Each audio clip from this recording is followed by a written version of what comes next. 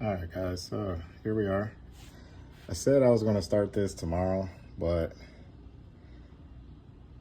why not start today? So anyway, had a bit more energy to use, so here we are. Just wanted to show you real fast, and then I am going to be done for the day for real this time. Remove that. We're going to replace it. Got this cleaned off real nice and polished. It's looking real nice.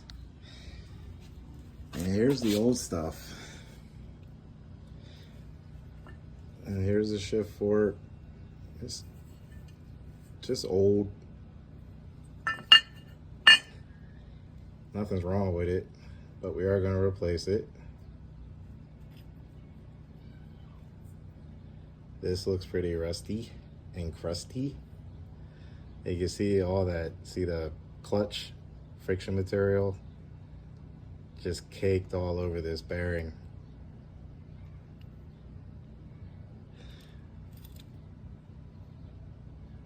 And then here's our little stubby.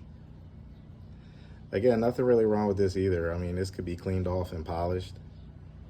But not knowing the condition of this stuff prior to removal, it made no sense to remove first, then see.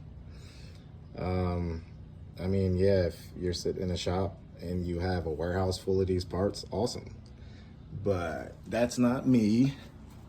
So here's the new stuff. This fork, guys, is massive. It's heavy too. So I didn't need anything that's beefy, but the OEM one is prone to cracking or breaking. I mean, not with my power numbers. I'm stock, but that's gonna change soon because we got a bunch of goodies to add. Anyway, sticking to the subject of the trans, here's the new bearing. New stub, new spring. So that's it, guys. Like I said, I'll wrap this up, and then we'll move on to the clutch tomorrow. Well, while we're here,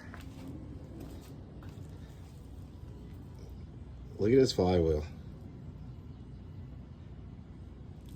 It's burnt.